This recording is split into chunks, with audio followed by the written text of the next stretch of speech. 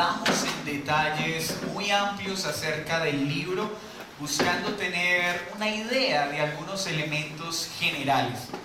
Mas nuestro interés es que todo el desarrollo del libro podamos hacerlo en cada una de las secciones que analizaremos.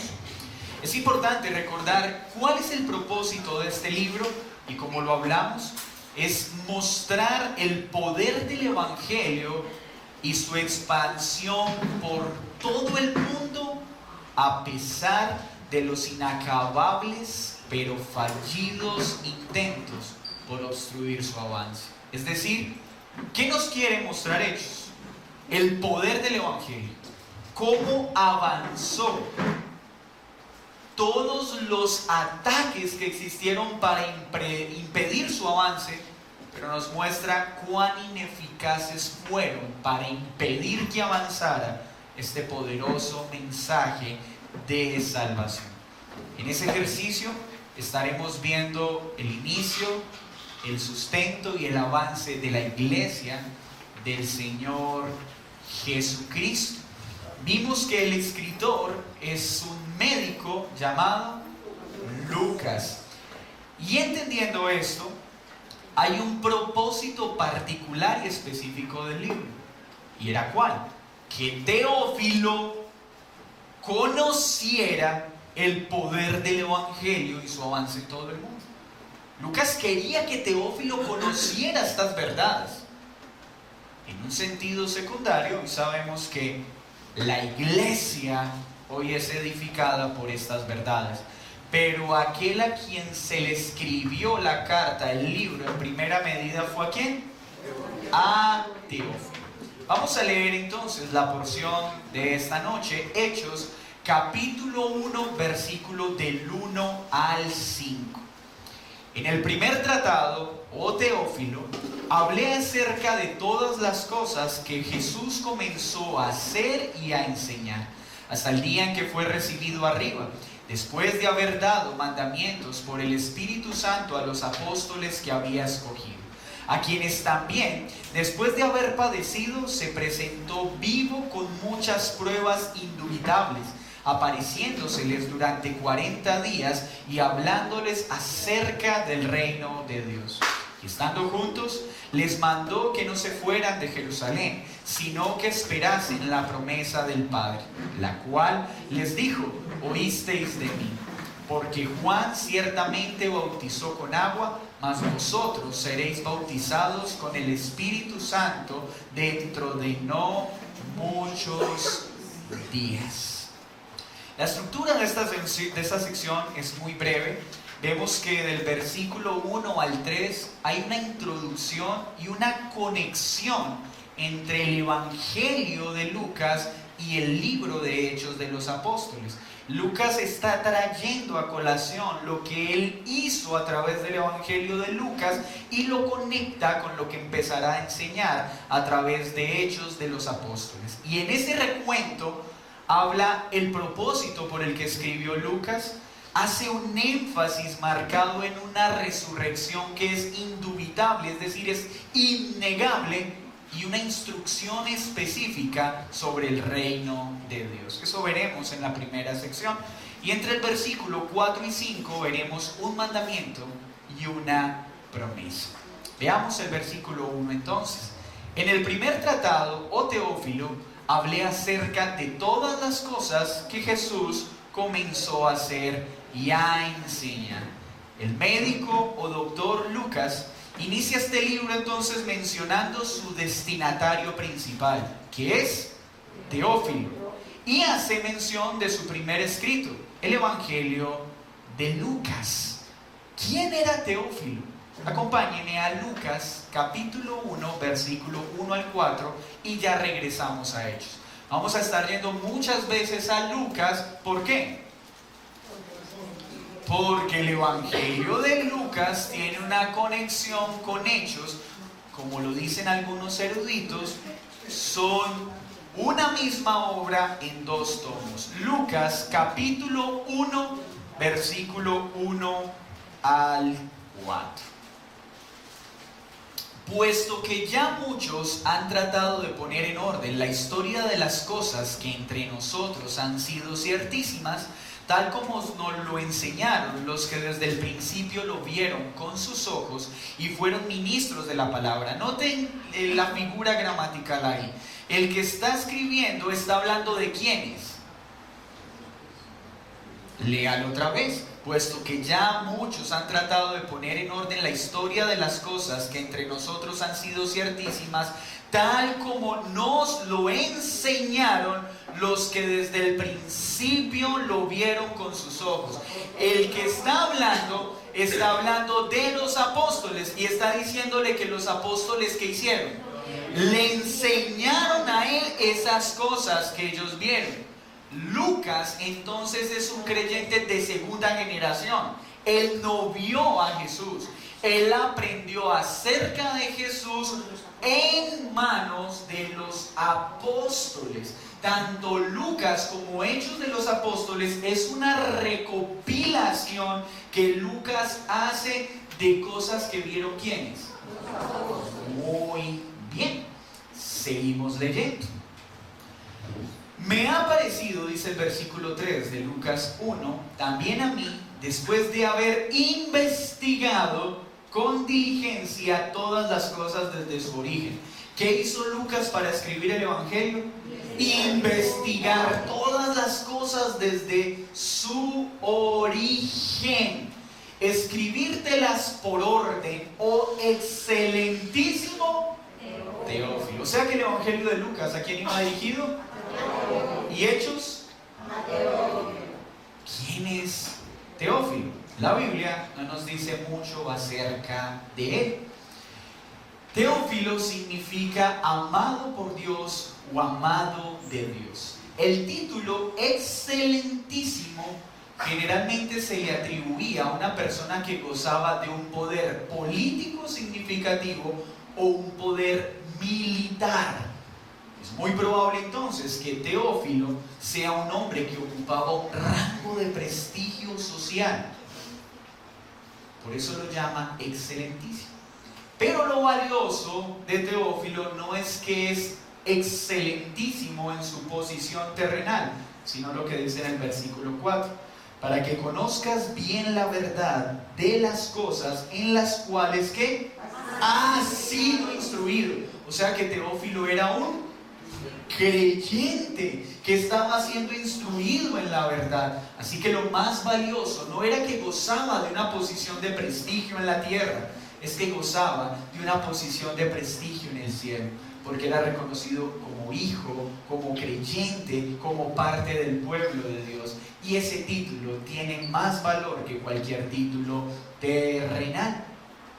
Además, en estas mismas líneas vemos qué fue lo que hizo Lucas.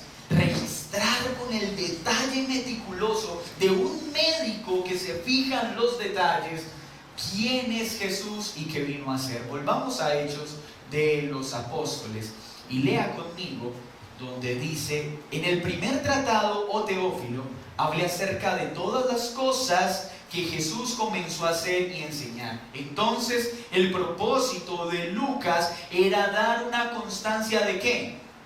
De lo que Jesús hizo y de lo que Jesús enseñó, de su poder y de su enseñanza. Ya sabemos en qué consiste Lucas. Lucas fue escrito a Teófilo para que él conociera lo que Jesús hizo y lo que Jesús enseñó. Y eso es tan importante. Nunca debemos separar las obras de poder que Jesús hizo de las enseñanzas que acompañaron sus obras de poder. Porque muchas veces podemos ver obras de poder sin que haya conversión. Pero cuando el poder de Dios es acompañado de la doctrina de Dios, eso puede producir salvación y vida eterna en aquel que cree. Entonces, Lucas hace un trabajo importante en recordarle a Teófilo todo lo que Jesús hizo y todo lo que Jesús enseñó. Además, le recuerda que Dios, hecho hombre, Cristo, dio mandamientos por el Espíritu Santo ¿a quiénes? A los apóstoles que había escogido. ¿Lo está leyendo conmigo? Ahí en Hechos capítulo 1. Mandamientos por el Espíritu Santo a los apóstoles que había escogido. Aunque nuestra traducción al español dice mandamientos, en el griego no está en plural, sino en singular. Es decir, en el texto original lo que está diciendo es: dio un mandamiento por el Espíritu Santo a los apóstoles que había escogido. ¿Cuál mandamiento tendrá Lucas en mente en este contexto? La gran comisión. Acompáñenme a Mateo 28, 18 para recordarle aquel momento en que Jesús está con los discípulos antes de su ascensión gloriosa. Les entrega un mandato, y ese mandato es la gran comisión. Y Jesús se acercó y les habló diciendo: toda potestad me es dada en el cielo y en la tierra. Por tanto, id y haced discípulos a todas las naciones, bautizándolos en el nombre del Padre, del Hijo y del Espíritu Santo, enseñándoles que guarden todas las cosas que os he mandado. Y he aquí, yo estoy con vosotros todos los días hasta el fin del mundo. Lucas entonces le está diciendo a Teófilo que Jesús, antes de su ascensión gloriosa, entregó un gran mandamiento. Les dijo: prepárense, porque ustedes deberán llevar el Evangelio a todos los rincones de la tierra. Y esa es una labor que nadie podrá detenerla. ¿Por qué? Porque soy yo quien la respalda. Es mi autoridad quien los acompaña. Naturalmente, ellos no entendían muy bien en qué consistía esta comisión. Pero Hechos también inicia dándoles una noticia interesante. Dice que esta gran comisión fue entregada ¿a quiénes? A los apóstoles. ¿Cuántos apóstoles recibieron esta instrucción? 11 apóstoles. Recuerden que Judas había muerto. En ese momento eran 11 apóstoles. Y Lucas nos dice algo importante. Estos apóstoles fueron ¿qué? Escogidos por Jesús. Lucas está mostrando acá la autoridad de Dios en la elección de esos hombres a los cuales se les entregaría la comisión de llevar un mensaje poderoso que nadie podría detener. Pero no es riesgoso utilizar esta palabra. ¿Cómo decir que fue Dios mismo quien escogió a esos 11 grandes, excelentes, envidiables hombres? 11 viles pecadores. ¿Por qué hace énfasis en esto? Es algo importante, hermanos, porque esa obra poderosa que se extendería por medio del Evangelio sería reconocida no por el poder de quienes lo comunicarían, sino por el poder de aquel que los envió a que lo comunicaran y lo enseñaran. Estos apóstoles, nos muestra Hechos, fueron escogidos por la soberanía perfecta de Dios. Pero Dios se equivocó al escoger hombres tan débiles para empezar una labor tan importante. No se equivocó. Los apóstoles eran simples hombres comunes, sin nada especial que los hiciera sobresalir, aparte de sus grandes pecados. Lo que nos muestra Hechos es que esta historia que empezaremos a conocer es una historia de hombres comunes que hicieron cosas extraordinarias gracias a un Dios extraordinario. Hermanos, el cristianismo no es la historia de grandes hombres haciendo grandes proezas. El cristianismo es la historia de grandes pecadores que son atraídos por gracia, escogidos por Dios, lavados de sus pecados para hacer cosas extraordinarias. Así que al ver los pecados de los apóstoles, encontramos una gran esperanza para nosotros. Porque si a los apóstoles les fue comisionado tal tarea, veremos que nosotros como iglesia hacemos parte de ese mandato. Podría decir entonces alguien, pero entonces la gran comisión, pastor, es solo para los apóstoles. Porque dice que Jesús le dio un mandato ¿a quiénes? A los apóstoles. ¿A los apóstoles que qué? Que Jesús ¿qué? Escogió. Y entonces la iglesia entra ahí. En este contexto, no olviden que los apóstoles están siendo comisionados como el fundamento sobre el cual sería edificada la iglesia.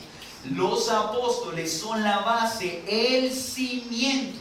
Entonces, si el fundamento de la iglesia son los apóstoles y a ellos se les dio la gran comisión, cada piedra viva que se pone sobre ese fundamento, ¿qué mandato tiene? La gran comisión. Así que, hermanos, nosotros no somos apóstoles, pero sí somos enviados apostólicos en un sentido del término, con una sola misión: predicar el evangelio. Es un mandato que fue dado a los apóstoles como fundamento de la iglesia y que le fue dado a toda la iglesia en los apóstoles. Así que cuando leemos esta gran comisión, debemos pensar en que es responsabilidad de quién. ¿Seguro? ¿O solo del pastor? ¿Mía? ¿Suya? Sí. ¿Y qué sientes cuando lees entonces la gran comisión? Hay una responsabilidad en tu corazón por predicar el evangelio a otros. Veamos Efesios 2:20 para sustentar por testimonio de la escritura que los apóstoles son el fundamento de la iglesia. Fue ellos a quienes se les dio la gran comisión, pero como cimiento de la iglesia, como piedras vivas colocadas sobre ese fundamento, todos nosotros tenemos el mandato de esa gran comisión. Dice así: edificados sobre el fundamento ¿de quién? De los apóstoles y profetas, siendo la principal piedra del ángulo Jesucristo mismo. Los apóstoles fueron ¿qué? El fundamento, el cimiento de la iglesia. ¿Hoy existen apóstoles? No existen apóstoles. ¿Cuál fue el último de los apóstoles? Pablo. No hay más. Todo el que se presente como apóstol en este tiempo es un gran mentiroso y es un farsante. ¿En qué enfatiza en esta introducción y en esta conexión? Lucas hace un énfasis también muy especial en la resurrección. Vamos al verso 3, por favor. A quien también, en Hechos capítulo 1, versículo 3. A quien también, después de haber padecido, se presentó vivo con muchas pruebas indubitables, apareciéndoseles durante 40 días y hablándoles acerca del reino de Dios. Lucas muestra que el ministerio de Jesús no terminó con esa horrenda y terrible muerte. Piense un momento esta noticia. Un movimiento que se fundó en un hombre que corroboró que era hijo de Dios con su poder y con sus enseñanzas. Un grupo de discípulos que seguía sorprendido y maravillado por su poder sobre los demonios, sobre la tormenta, sobre las enfermedades, sobre cada partícula del universo. Aquel que prometió salvar a un pueblo de su pecado. Y de repente muere. Pero resucita al tercer día, mostrando que todo lo que dijo fue cierto. Hermanos, la muerte no pudo retener a Cristo porque Cristo venció la muerte en la cruz. La muerte de Cristo no fue el fin de su obra, más bien fue el inicio de una nueva etapa de su obra redentora. Porque mientras estuvo con vida, el Evangelio fue comunicado ¿a quién? A los judíos. Pero ahora su muerte traería el inicio de un mensaje de salvación ¿a quién? A todas las naciones. Porque ya el Evangelio no estaría limitado por un cuerpo, sino que ahora sería el Espíritu de Dios el que extendería el Evangelio en todos los rincones del mundo conocido. Entonces Jesús se aparece a sus discípulos. Dice Lucas que sus padecimientos fueron terribles. Pero no se quedó ahí. ¿Qué pasó? Resucitó. Y esto, hermanos, es la piedra angular del cristianismo. Si un ateo quiere encontrar cuál es el punto que debe derribar en el cristianismo para insinuar o tratar de demostrar que el cristianismo es una farsa, demuestre que la resurrección no existió. Porque si la resurrección no sucedió, en vano es nuestra fe. Jesús se aparece de manera visible, de manera palpable, no como un holograma o en espíritu. Aparece con un cuerpo glorificado. Vamos a Lucas 24, 36 al 49.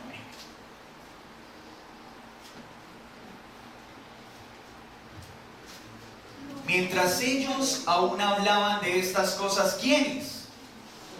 Los apóstoles. Jesús se puso en medio de ellos y les dijo: paz a vosotros. Entonces, espantados y atemorizados, pensaban que veían ¿qué? Un espíritu. Ellos pensaron que era un espíritu, pero Él les dijo: ¿por qué estáis turbados y vienen a vuestro corazón estos pensamientos? Mirad mis manos y mis pies. ¿Un espíritu tiene manos y tiene pies? Jesús no se apareció como espíritu, Él se apareció con un cuerpo glorificado. Y miren lo que les dice: palpad y ved. ¿Un espíritu puede tocarse? ¿Por qué pudieron palparlo? ¿Por qué pudieron tocarlo?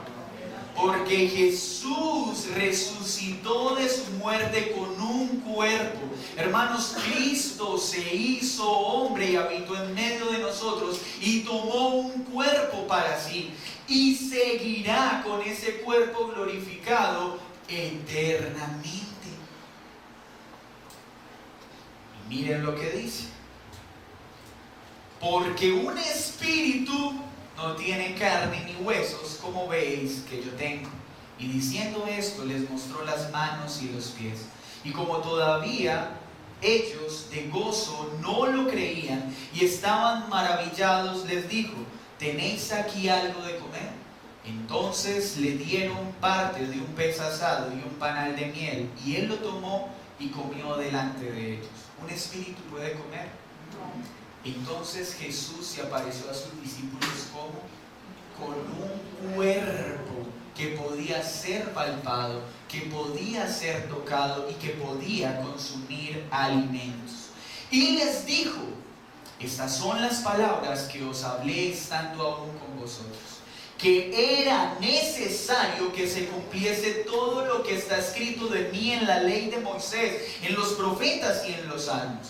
Entonces les abrió el entendimiento para que comprendiesen las escrituras y les dijo: así está escrito y así fue necesario que el Cristo ¿qué? Padeciese, es decir, muriera en la forma tan terrible como murió. Pero solo muriera, no, y resucitase de los muertos al tercer día. 47, y que se predicase en su nombre el arrepentimiento y el perdón de pecados, ¿en dónde? En todas las naciones, comenzando desde Jerusalén, y vosotros sois testigos de esas cosas. Ahí está el mandato. 49, he aquí yo enviaré la promesa de mi Padre sobre vosotros, pero quedaos vosotros en la ciudad de Jerusalén hasta que seáis investidos de poder desde lo alto. He ahí la promesa. Lo que el Padre prometió les sería dado, recibirían poder desde lo alto. ¿Para qué? Ya lo vamos a ver. La resurrección, iglesia amada, es un evento muy importante y no es casual que Lucas haya iniciado su relato de Hechos de los Apóstoles con este suceso, porque gracias al poder que operó en la resurrección es que ese mismo poder garantizó la extensión del Evangelio y sigue garantizándolo en nuestro tiempo. Y la resurrección es la evidencia de que el sacrificio de Cristo sí fue bien recibido por el Padre, y que al resucitar de su muerte, los pecados de su pueblo fueron pagados, fueron perdonados eficazmente. Si Jesús no hubiera resucitado de su muerte, eso significaba que Dios Padre no recibió su sacrificio como un sacrificio perfecto. La resurrección es una muestra de que el sacrificio sí cumplió el propósito. ¿El perdón de pecados de quién? ¿De todos los hombres?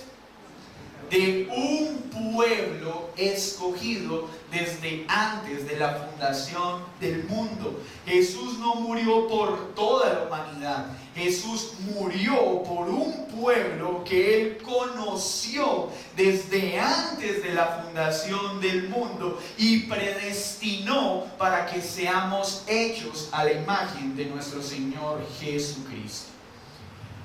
Josh McDowell dijo en su libro Evidencia que exige un veredicto lo siguiente, se los recomiendo, es excelente. Después de más de 700 horas de estudiar este asunto, es decir, la resurrección, y de investigar en detalle su fundamento, he llegado a la conclusión de que la resurrección de Jesucristo es uno de los fraudes más perversos, malignos y crueles que se hayan anidado en el corazón de los hombres, o es el hecho más fantástico de toda la historia. Jesús tiene tres credenciales: el impacto de su vida sobre la historia, la profecía cumplida en su vida y su resurrección. La resurrección de Jesucristo y el cristianismo permanecen de pie juntos o caen juntos. Un estudiante de la Universidad de Uruguay le preguntó al profesor McDowell: ¿por qué no puede usted refutar al cristianismo? Y McDowell respondió: por una razón muy simple. No estoy en condiciones de poder negar un evento histórico, la resurrección de Jesucristo. La resurrección de Jesucristo no solo es un acto espiritual que creemos por fe, es un hecho histórico que ni la ciencia misma ha podido negar. Porque todos aquellos que han estudiado la resurrección se han dado cuenta que tanto historiadores creyentes como historiadores incrédulos afirmaron que ese tal Jesús resucitó de su muerte. Miren lo que dice Bart Ehrman, un historiador agnóstico con tendencias ateas en este tiempo. Él dice: son unos tontos todos los que niegan que Jesús existió. Estoy hablando de un hombre ateo, en un sentido. Y dice él: una de las cosas que en este tiempo hace que nosotros los ateos seamos ridiculizados es cuando intentamos afirmar que Jesús no es un personaje histórico real. Los ateos serios hoy no niegan la existencia de Jesús ni su resurrección, porque saben que históricamente no lo pueden hacer. Así que nuestra fe está soportada en un Dios glorioso, pero acompañada de un hecho histórico innegable. Cristo resucitó de su muerte, ascendió y está a la diestra de Dios Padre reinando con poder. ¿Cuántos días estuvo en la tierra? Dice Lucas después de su resurrección. ¿Cuántos días? 40 días. Entonces vamos siguiendo el hilo.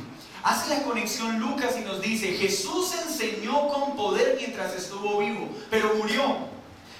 Luego de su muerte, ¿qué pasó? Resucitó. ¿Cuándo? Al tercer día. ¿A quién se le apareció? A los apóstoles. ¿Y qué mandato les dio? Vayan y prediquen el evangelio a todas las naciones y bautícenlos en el nombre del Padre y del Hijo y del Espíritu Santo. Además, les enseñó durante ¿cuánto tiempo? 40 días. ¿Acerca de qué les enseñó esos 40 días? Del reino de Dios. Un tema que ha sido terriblemente maltratado en este tiempo. Este es el tiempo de la cultura del reino. Somos la generación del reino. Somos hijos del rey llamados a conquistar las naciones. ¿De qué reino de Dios está hablando Lucas? Del reino de Dios del que habla toda la Escritura. El Evangelio de Lucas registra más de 30 veces la expresión reino de Dios. En Hechos aparece 7 veces.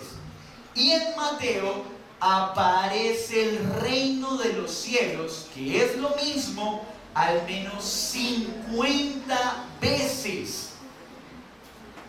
Y siempre que se habla del reino de Dios y del reino de los cielos, nada tiene que ver con plata, con prosperidad, con riquezas, con gobernar en medio de este mundo caído. ¿De qué habla entonces el reino de Dios? Este modismo que fue usado por Jesús y relatado por los apóstoles y por Lucas trata y resume el corazón de la enseñanza de Jesús.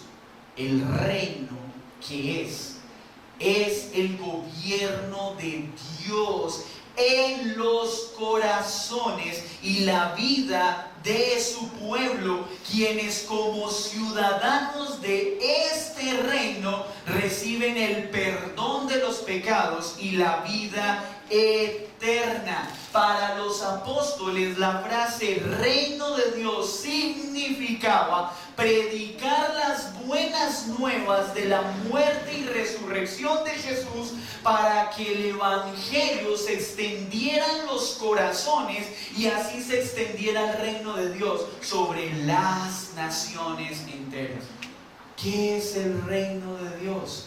Es la predicación del evangelio extendiéndose en los corazones. Y cuando un hombre cree en el evangelio, ¿qué sucede con el reino de Dios? Se extiende, avanza. Cuando alguien cree en la muerte y en la resurrección de Cristo, el reino de Dios se extiende. Por eso es que a una persona no le basta creer solo en la muerte de Jesús, tiene que creer en la resurrección. Si una persona dice, creo que Jesús murió, pero no creo en su resurrección, no es salvo. Porque necesariamente tiene que creer en su muerte y en su resurrección. ¿Tomo una? No. ¿Tomo las dos o tomo ninguna? Hermanos, sin la resurrección en vano creeríamos. Es decir, si Jesús no resucitó, nosotros estamos perdiendo nuestro tiempo, porque no habría perdón de pecados. Pero ¿por qué estamos reunidos? Porque Él resucitó. ¿Por qué estamos reunidos? Porque el poder de su Espíritu ha operado para que el reino de Dios se extendiera en nuestros corazones por la predicación de su muerte y de su resurrección. van viendo esa poderosa comisión con la que termina Lucas y con la que está empezando Hechos. Es la noticia de un mensaje tan poderoso que transformaría todo el mundo conocido en ese entonces y lo sigue haciendo hasta hoy. Pero además da un mandato y una promesa. Mire el versículo 4. Y estando juntos, les mandó que no se fueran de Jerusalén, sino que esperasen la promesa del Padre, la cual les dijo: oísteis de mí. Hasta ahí el pasaje es sencillo. ¿Qué tienen que hacer? ¿Dónde se tienen que quedar? ¿Y qué tienen que esperar? ¿Cuál es la promesa? El Espíritu Santo. Hasta ahí eso parece sencillo. Pero recuerda qué está pasando en Jerusalén. Recuerda dónde murió Jesús. ¿En dónde? En Jerusalén. Así que ese mandato de quedarse en Jerusalén era una buena noticia o una mala noticia. A los ojos de ellos era una noticia temeraria. Tú nos estás diciendo que nos quedemos donde... Si te mataron a ti, ¿qué van a hacer con nosotros? Por eso es muy importante ver el contexto de nuestros relatos. Esta orden fue una orden que trajo temor a los apóstoles. Pero para poder cumplir ese mandato, por eso había una promesa: el Espíritu Santo. Porque sin el Espíritu Santo, estos débiles, comunes e insignificantes hombres no hubieran permanecido firmes en Jerusalén predicando el Evangelio. La razón: Jerusalén debía ser el primer lugar geográfico en el que se predicara el Evangelio con el poder del Espíritu Santo. Esa fue la voluntad de Dios. Primero Jerusalén, primero los suyos. Pero para ello necesitaban ¿a quién? Al Espíritu de Dios. Hermanos, desde el comienzo Hechos nos empieza a enseñar algo muy valioso. ¿Qué es lo único que siempre ha necesitado la iglesia para predicar con poder el Evangelio? El Espíritu de Dios. Nosotros no necesitamos nada más. Nosotros no necesitamos luces, conciertos, shows. Eso nos salva.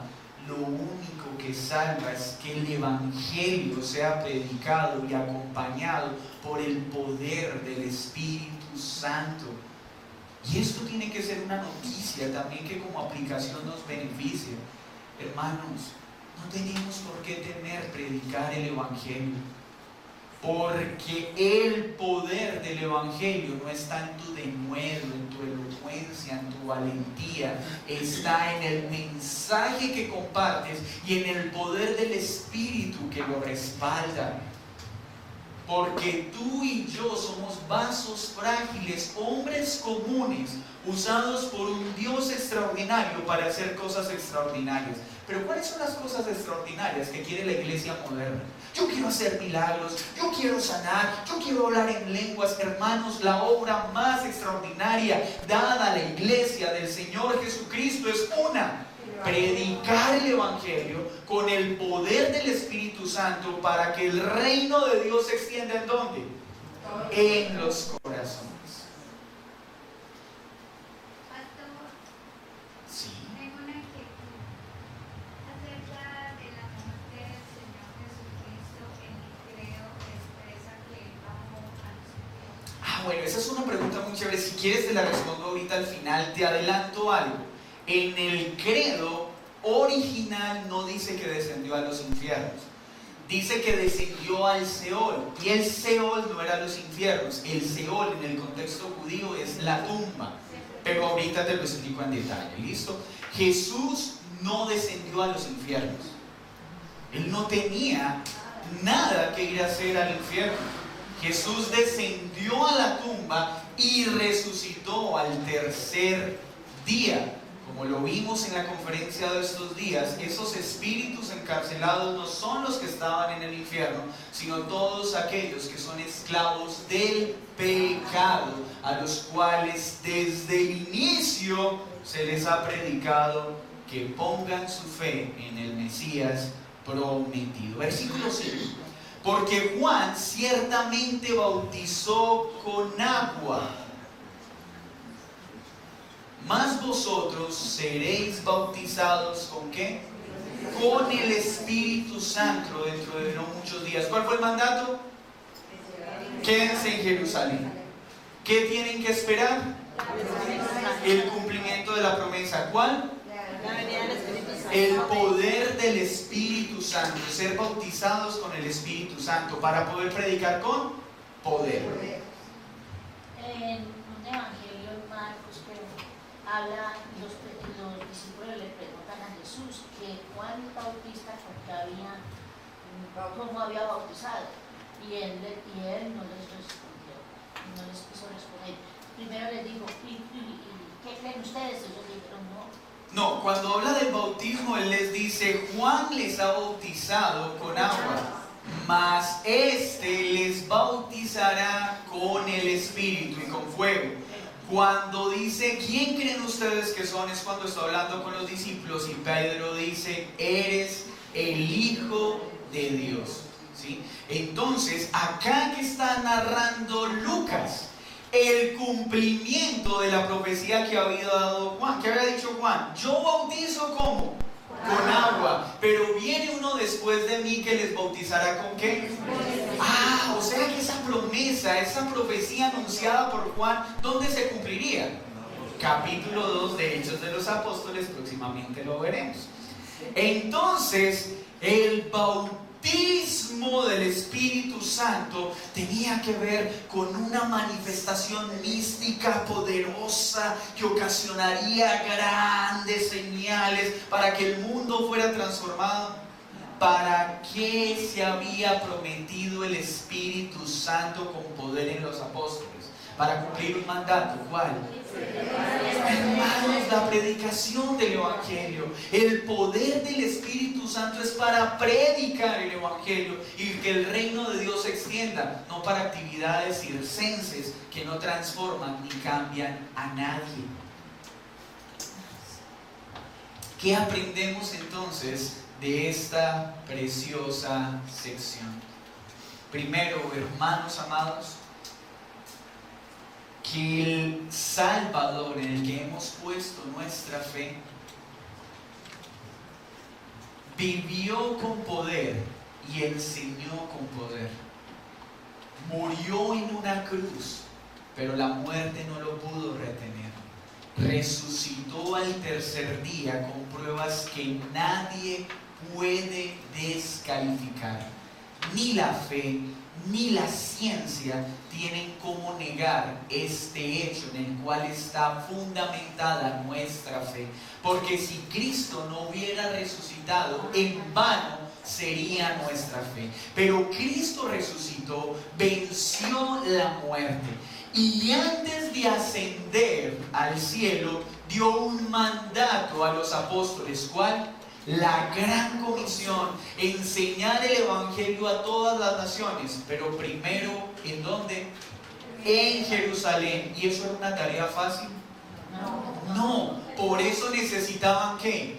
El poder del Espíritu Santo. ¿Y durante cuántos días estuvo con ellos?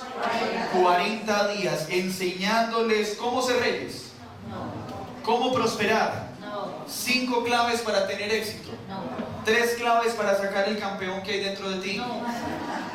¿Qué les enseñó?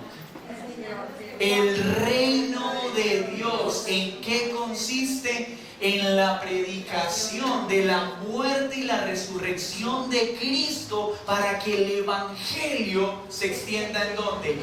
En los corazones, y de esa forma retroceda el mundo de las tinieblas. ¿Qué aprendemos de este texto? Que Dios solo usa grandes hombres, ¿cierto? Usa hombres comunes para hacer cosas extraordinarias, porque Él es un Dios extraordinario. que el Evangelio es poderoso y la obra que Dios empezó, nadie podrá pararla.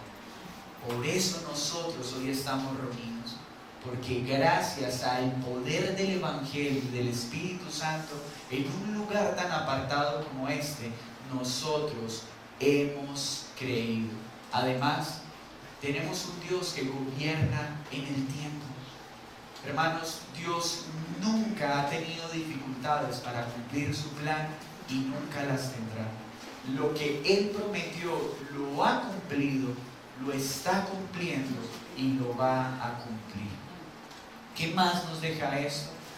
Que gracias a los apóstoles y como piedras vivas de este edificio, a nosotros también se nos ha dado un mandato, una misión. ¿Cuál? Pero díganlo con convicción. Para eso, ¿qué cualidades necesita? El Espíritu de Dios. O sea que el poder en la predicación del Evangelio, ¿qué lo da? La habilidad intelectual del predicador. El poder del Espíritu Santo obrando en medio de hombres y mujeres. ¿Por qué te da miedo predicar el Evangelio? Si no se trata de tu capacidad, sino del poder del Espíritu de Dios obrando